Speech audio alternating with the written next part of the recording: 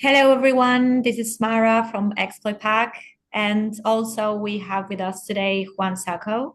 Hi. Uh, Hi. So, today we are going to talk about what's been going on in Exploit Pack. A hmm lot has been going on. So, we have a new version of Exploit Pack, version 19. It has many new things, many improvements, as well as a new version of Control Pack, our 3.0 version. Yeah, That's, Control Pack is the tool that we have been putting our eyes on and all our energy on yeah, that's because, true. yeah, it needed a few improvements. We have done that, but we have done a lot more. So now it's not only a C2, but also a tool that complements perfectly in a red team exercise. And also Kernel Pack, our newest tool. Yeah. Yes, that also has a lot of improvements and a lot of new things. And also new things are coming in the next few weeks. Yeah, so basically the next in the roadmap is kernel pack. We are working hard with the tool so we can implement a few new exploits and also the research that has been undergoing during this year. So a lot of new features are coming for kernel pack during the rest of the year.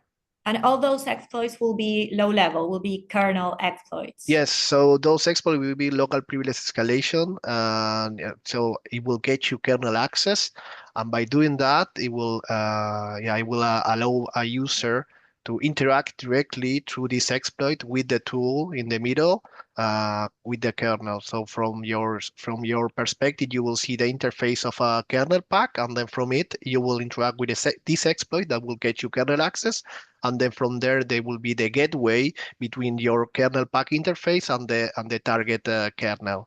And then from there, of course, you will be able to run your commands from a command and control console.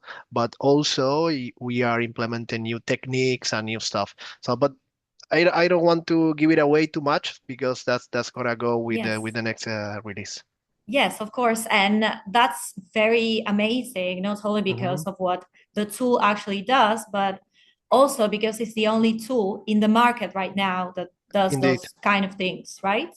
Yeah, indeed. So there are only a few proof of concepts. If you look at GitHub or other similar places, and if you look for C2s with kernel access, there are only like proof of concepts. I mean, tools that will allow you to terminate a process, elevate a process, or do don't choose minimal stuff. But we take it up a notch with kernel pack, and we implemented a fully fledged C2 with kernel access. That's why it's kernel pack. Yeah, that's amazing. So And yeah. actually, speaking of this, hmm you've been in B sites, right? In Frankfurt. Yeah, so I went with some people to B-sides to Frankfurt to give a speech, to give a talk about actually about Windows kernel exploitation and rootkits as well. So basically, how a rootkit works, how exploits works, the protections that are in kernel in Windows. And so it was great. It was a nice experience. People there were amazing, and the room was full, around 200 people. So we have posted already some pictures of the place. So it was a really nice experience. Great. And So today we are going to be talking about the tool that you have developed. oh That's yeah. a GPL3 tool. Hmm. And it's not actually also a proof of concept. It's an actual tool that Yeah. does actual things with the kernel, right? That exploits vulnerabilities in the kernel Yes, true. itself. So what happened is that while preparing for this presentation, I was looking for tools. I found one to replay IOCTL calls, but the tool wasn't enough. It wasn't doing what I needed to be done. So I expanded the tool upon adding more features, actually making the tool work because in some places was just not working. And then I added IOCTL hooker. So you put put a driver in the kernel space, and then you can hook all the IOCTLs from the target driver that you wanted. So also using NT-load driver. So basically you are able to create a service and load a driver into the kernel, and then of course unload it if you want it. And then you can also look for that driver in the symbolic link table, so you can find that driver, find the device, and then you can get the target that you want to hook. But I can show you actually how it works if you Yeah, want that's it. great. Okay, so let me do that. I have to start sharing screen. All right. And this tool is open source. Is based on another tool called IOCTL Plus. So the new version, of course, the version that I made is called IOCTL Plus Plus, just like the language. Yeah, Uh, so like C++. yes, yeah, exactly. Yeah. So let me show you. Well, I have the tool already compiled here. Well, actually, should look for. This is the old version. Yes, so I have three versions. This is the old version, and I made a new version. Yes, Uh, because you made one version first and then yeah, so you made another one. yeah, so this is the version that I presented in the conference 1 or 2 weeks ago. But then I was also needing an extra feature that wasn't on the version that I made. So I added those two new features uh, Perfect. that I should have here, somewhere here.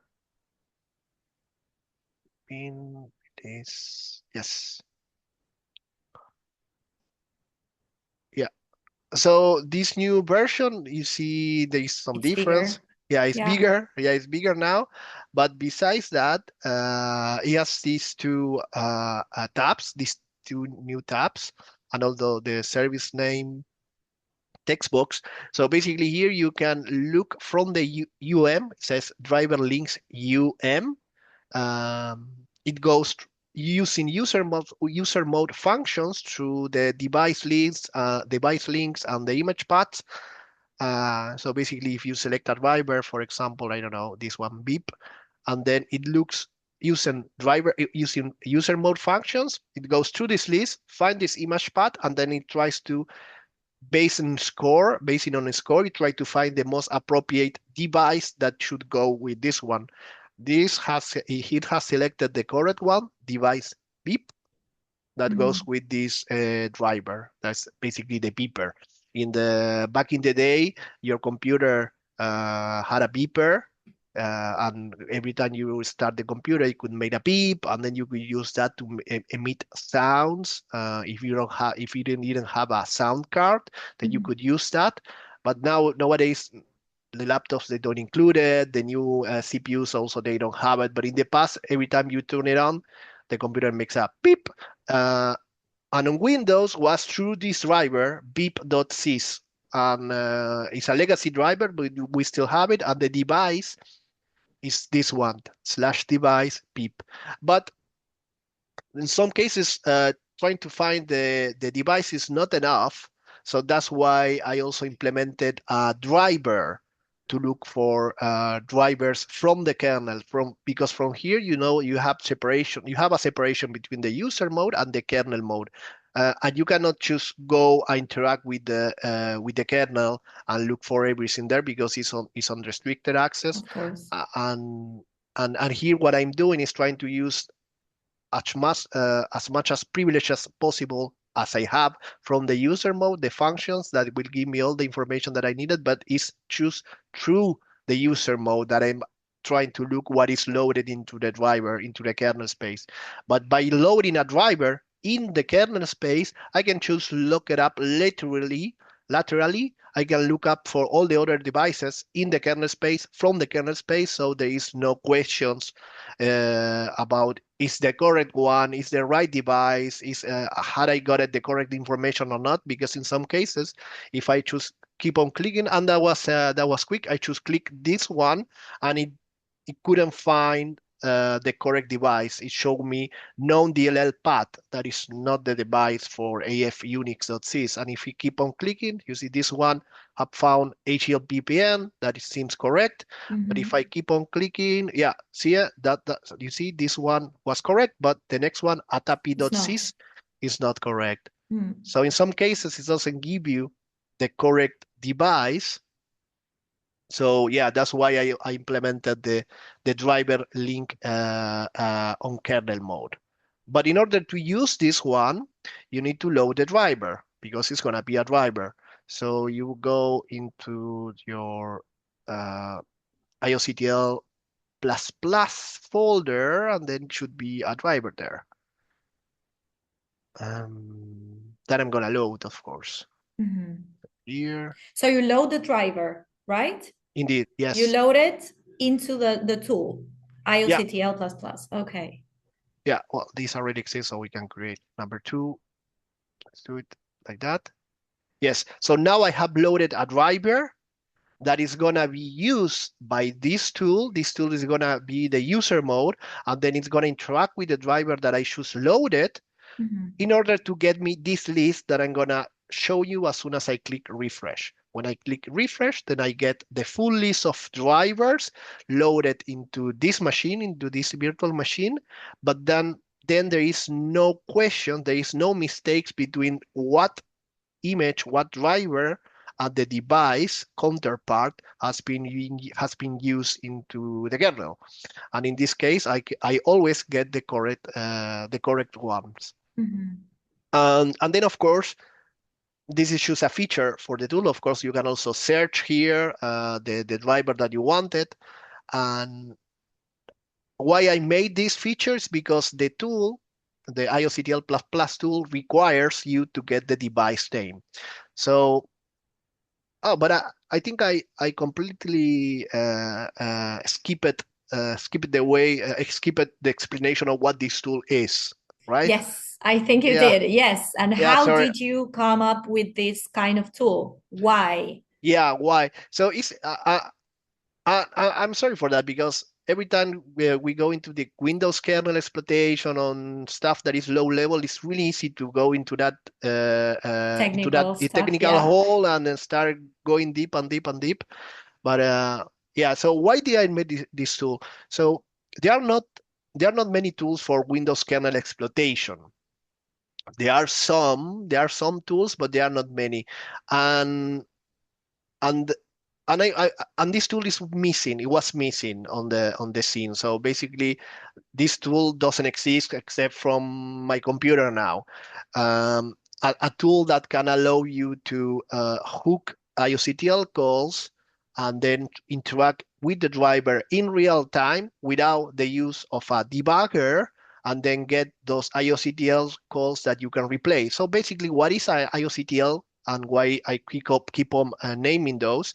IOCTLs are the gateway, the bridge that you use from a user mode application to the kernel. So when you want to cross over from user land to kernel land, you have to take this bridge, right? So if you want to go from this side to the other side, you cross it through a bridge. And that bridge that connects you with these two spaces between these two lands is the IOCTL calls.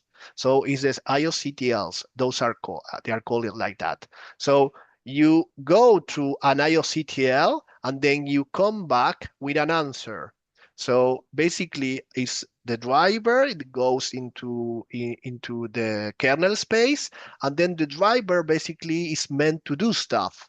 It, it will be like you can imagine that it is like a function or a DLL library, and then every time you call it, it will dispatch a function and it will do something. It could be retrieve this piece of memory and give me the answer.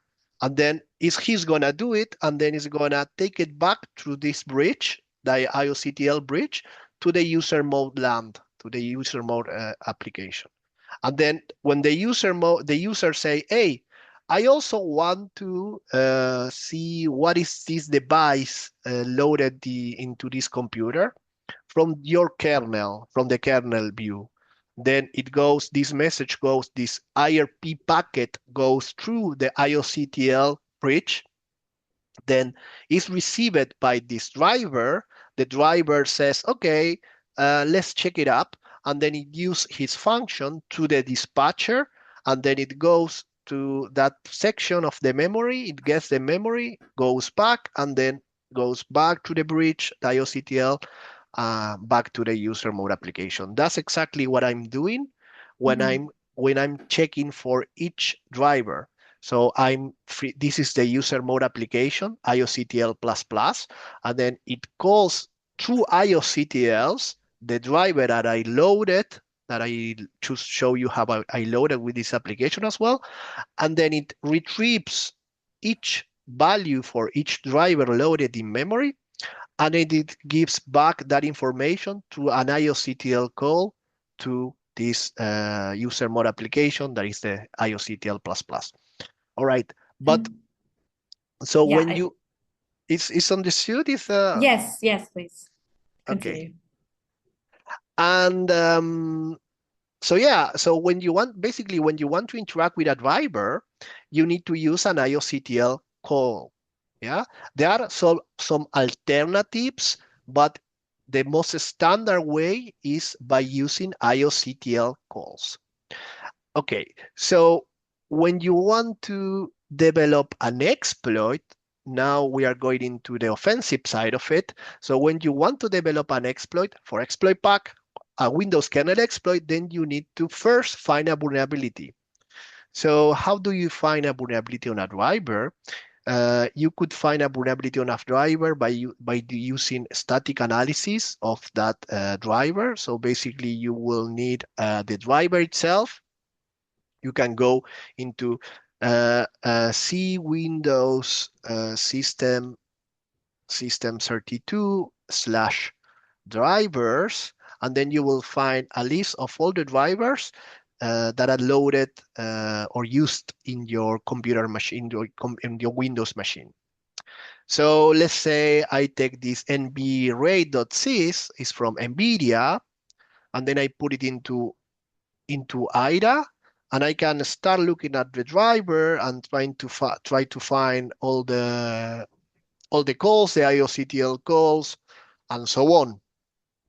But this, if I do it this way, it will be an static analysis way. So basically, statically, without the driving being executed in runtime in the machine, I will look at the source code from a disassembly perspective, and then I will try to find, with some previous knowledge, of course, because you need to understand how the structure of a driver works, how it is. For example, a quick glance. At quick glance, you can look at the driver entry. That is basically the main function of a driver, and then you can start from here looking for the dispatcher and for those IOCTL calls.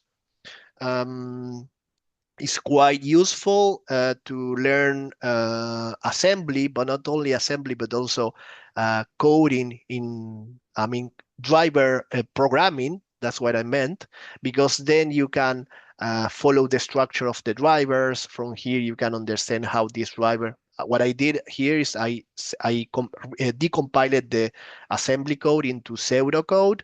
So it's basically pseudo C code.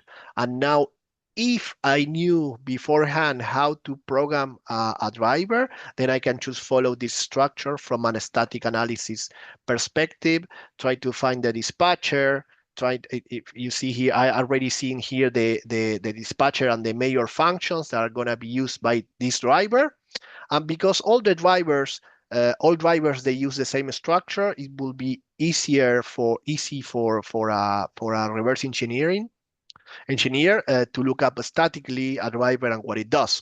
But So once you analyze one, it's easier to yes, analyze other drivers. Okay, indeed, yes. but it will make it more easier if you have some previous experience in programming your own drivers. Okay. Yes, and but that's only static, right? So from a Mhm. static to runtime, there is a big difference. So if you want to find a vulnerability on a driver during runtime, the typical scenario will be to have your debug machine and your debuggee machine. So basically, you have your debugging environment with a VMware. Typically, will be a VMware or a VirtualBox, and then you will be running typically WinDBG, maybe with RedSync, for example, using Jira to decompile and sync your code from the debugger machine, and then the Mhm. debuggy machine, the target machine, will be running in this case mbrate.sys on a Windows kernel machine, and then you will connect these two machines, the kernel that you are debugging and the WinDBG that with the debugger. WinDBG, actually, I should have it like this. I have it Yes, here. and also I have a question while you search that. Mhm. Um, why is that you are trying to exploit the kernel? I mean, I know that once you get to the kernel, that's game over. That's, of course, it's Mhm. like that. But why are you trying to target all these vulnerable drivers? Is there a reason for that? Yes. Um, so drivers basically, um, when when you when you have kernel space access, you will also escalate your privileges as well. So you will have access to everything on the computer. Not only is higher than system. Basically, is the higher place that you can be on a computer is the kernel. Yeah, well, some could say that is the hypervisor that is over or more restricted or has more access, but still is on the same is on the same level. But once you are there, then you can do whatever you wanted. And while you get that access, you will also escalate your privileges. So if you abuse of a driver that is running on kernel and you have user mode access, and it could come from a driver that is has access from user mode directly from a standard user, then you will, while doing that, you will escalate your privileges as well. So it's a two-way street. You get access to get escalated. You escalate your privileges to kernel, but also you will be kernel and you will remain with that access. Mhm. And in nowadays you have EDRs and ABs and so on, all these solutions that prevent you from doing that, but they are not, in most of the cases, they will not be able to do anything as soon as you get kernel. So there are some cases that you have some modules that from tools, mostly EDRs, that they have modules running on kernel, but if you have the same access, you can patch those modules. There are some protections as well. You can come back saying, okay, Juan, but there are some protections for that, for critical sections that you cannot override. But if you have the same kernel access, then it's basically it's just the game of the cat and the mouse, because it's the same as with user mode applications Exactly. that are detected by other user mode applications. You will have the same access. That's basically what we are doing on Control Pack. We are bypassing other protections that are on kernel on user On mode, your side. because we already have user mode access. Um, the kernel space is basically the same, and of course it goes downwards from that. Yes, and do you reckon there's many vulnerable drivers nowadays? Or Yeah. So the thing is that there are some protections. What one of the biggest thing is that you are not able to load any drivers that are, for example, you cannot just load a driver that you made yourself of its Mhm. test sign or It has to signed. be signed. Yeah, it has to be signed. So that's why you have this bring your own device driver technique that is used by malware mostly to disable ABs and EDR solutions. And basically, what they do, they bring their own vulnerable device driver that is signed and trusted by Microsoft and everyone else, and then they bring that vulnerable device driver, and then they load that device driver, and they abuse of this device driver in the target computer. The malware does that, Mhm. to disable EDRs or ABs, for example, by abusing of a terminate process from calling terminate process from the kernel perspective, yeah, from the kernel access, and then they will be able to terminate a process, an AB or an EDR by abusing this vulnerable driver. Yes, perfect. Understood. Yeah. Yeah. So what I was saying is that in a typical scenario, when you want to start debugging in runtime and look for a vulnerability on a driver, you will need a debugger. In most of the cases, people will use WinDBG, that is it's made by Microsoft. This is WinDBG preview. It's made by Microsoft, and then you will connect to, well, you will connect to it through typically to a pipe, or you will connect to it to Ethernet. So you can connect with to basically networking or via pipe. There are some other ways of connecting, like local, but it will not give you the back access, USB, XE, they are serial as well. And basically, what's going to happen is you will have two machines, and one machine with Windows DBG will be connected to the other machine. There's going to be the target, and then you can debug that driver in real time. But that, of course, is a lot of trouble when you just want to look up for an IOCTL.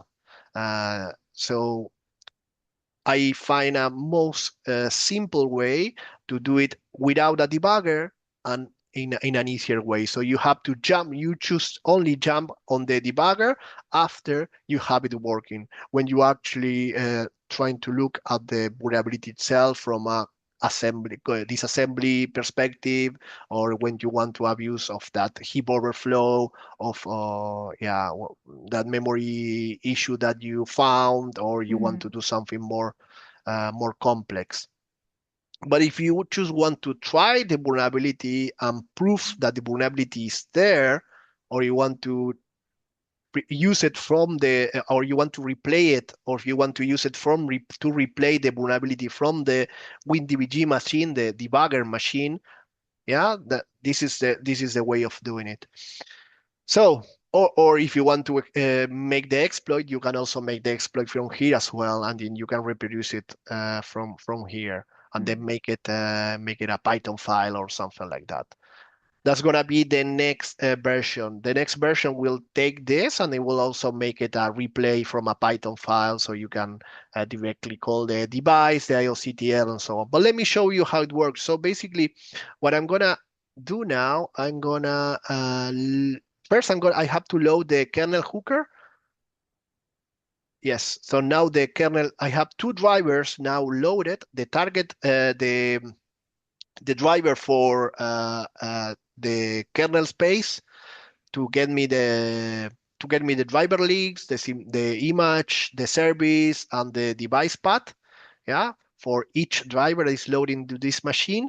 Then I have the hooker that is basically is loaded into the kernel. And what's gonna do this IOCTL hooker is that when I set it to a device, then it's gonna hook all those devices, all those IOCTL calls that goes to that device, and every time a new IOCTL call goes to that target device, is gonna create a file, and at that file with the buffer, with the data that went through that to that place. So basically, if we go back to the example of you are in user land and then you are in kernel space and you want to take this bridge, what I'm doing here is I'm placing a guy in the middle, and every time I send data to the other place, yeah, to the kernel space, this guy in the middle is gonna say, okay, what data are you sending, and who are you sending it to?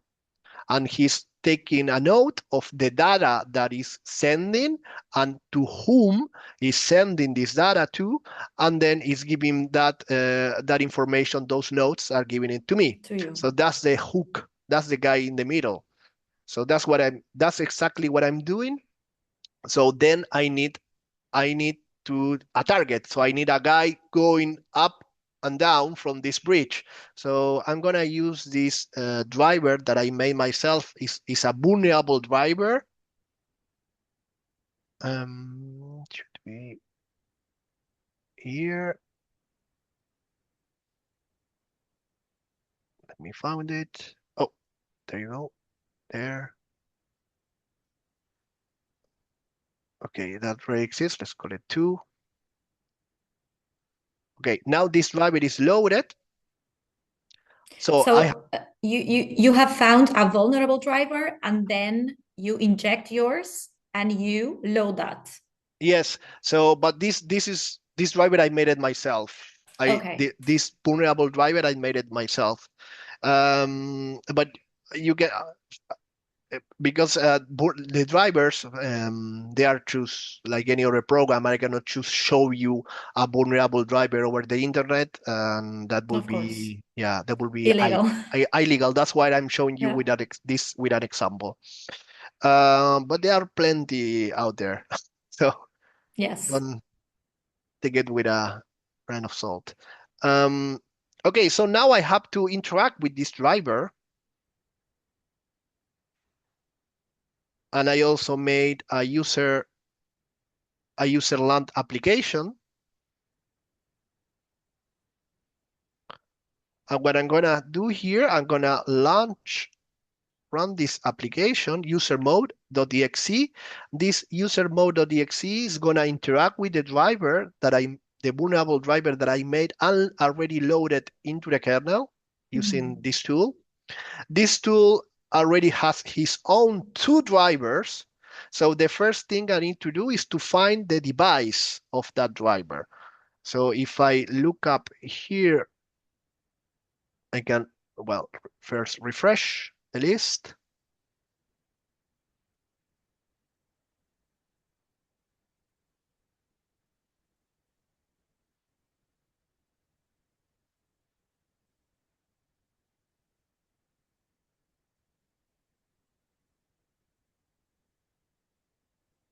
There you go. And now I found the driver. It's called kernel pack. This is just the driver itself.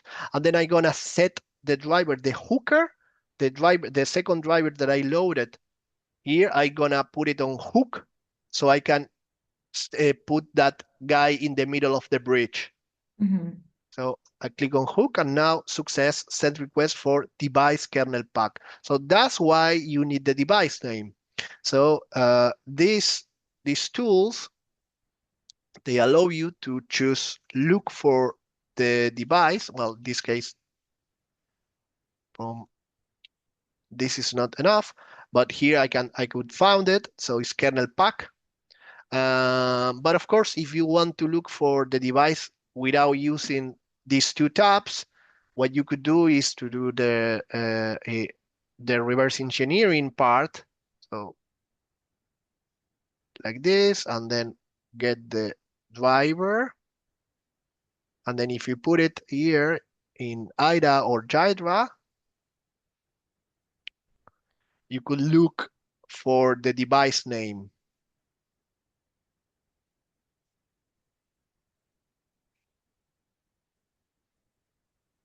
inside it.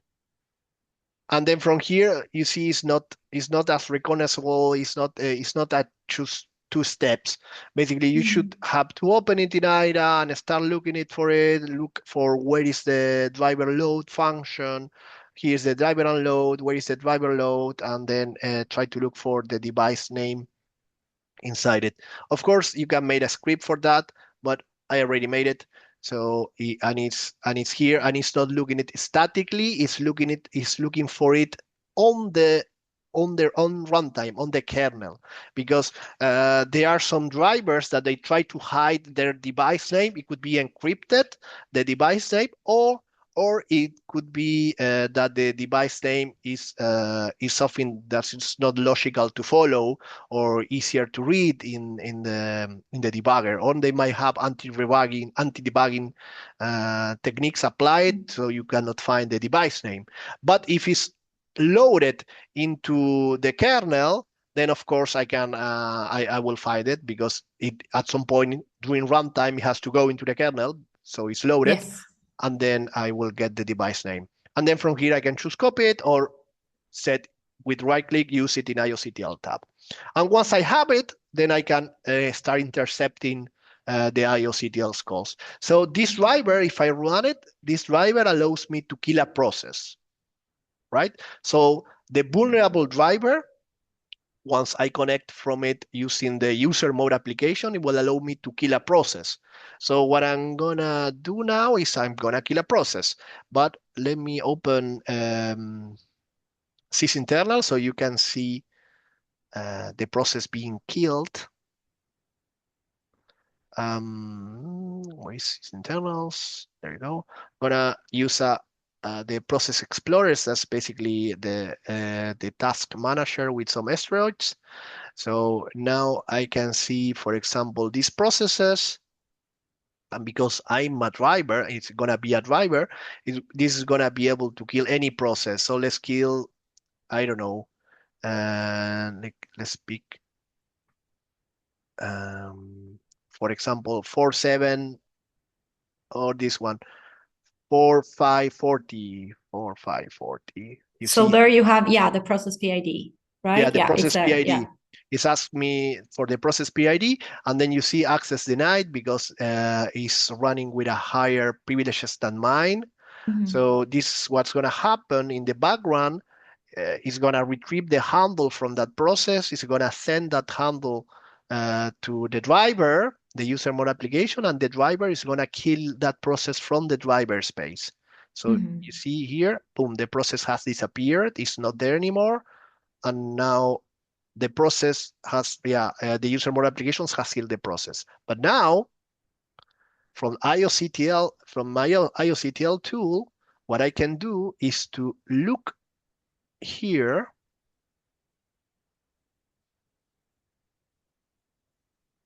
and I can also load the data. Yeah, and from here, you can see that I have the kernel device name, the IOCTL call that has been decoded. Yeah, this is what I capture. So I went to load config from hook, load data from hook, and every time this driver called it 2 times inside C driver's hook. That's the name of the driver, rootkit, the vulnerable driver, and then these two were the two IOCTL calls that have been made. So that I loaded the conf file and then the data, and the data has been populated here.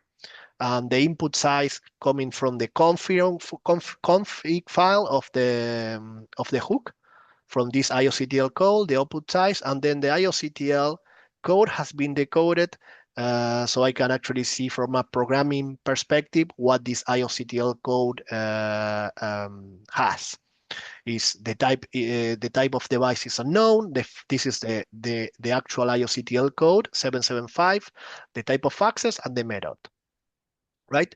And inside the input buffer, the data, this is what I have sent in hexadecimal. So if I copy it and I say Yes. hexa to decimal, and it should be the other way around, Yeah. and that should be, was that the number? I don't remember if it was the number. Was that the number? I think it was. I don't remember. Did okay, but in it could be the other. It could be also be the other data. Let me check. I don't. Was that the number? What the other one? I think it should be that number. Okay. In any Hmm. case, guys, if you are watching this video, drop a comment below, and then you can let us know if it Was that the number? was that the number or not. We can try it again with a different one. Should we try it again? Yes. Yeah. Let's try again so we can see it in action. Yeah. So actually we can remove that folder, driver hooks. Okay, so I'm gonna try with this one, 9084. So that should be 7C23, this one, and let's replay it. Yeah, and now it's dead. Right, let's verify it. Yeah, now 9084 is now dead. Well, let's try with another one. Okay. 7676. So this one now is blue. 7 676. And the processes that I'm killing here, they are processes that are, yeah, that had a higher permission than my user. So that's why I see access denied here when I try to see the username. Well, when I try to list the username from Process Explorer. So 7676, 7676 from decimal to hexadecimal is 1D FC, so FC1D. And now if we look the process here, when I click replay, the process is gone.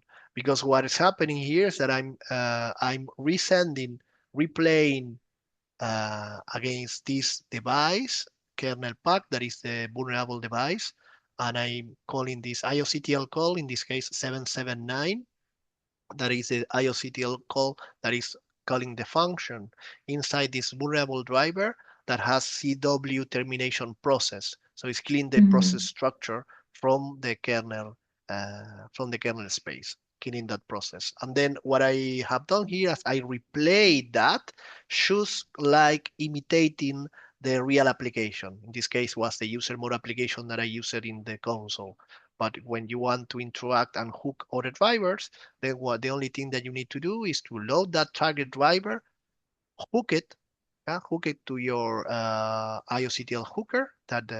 So you can select the device from here or from the two tabs, select the driver, set the hook on, and then just use the user mode application that is going to be calling those IOCTLs calls, and you will get per IOCTL call, you will get inside the driver hooks function. Then you will have the conf and the data. Then you can use those files to replay your IOCTL from IOCTL++. Or if the users, if the viewers of this video, they are interested into other topics, please leave it in the comment below. And yeah, and I think see you in the next video. Yes, perfect. See you All in the right. next video. See you. Bye, guys. Bye-bye. Bye.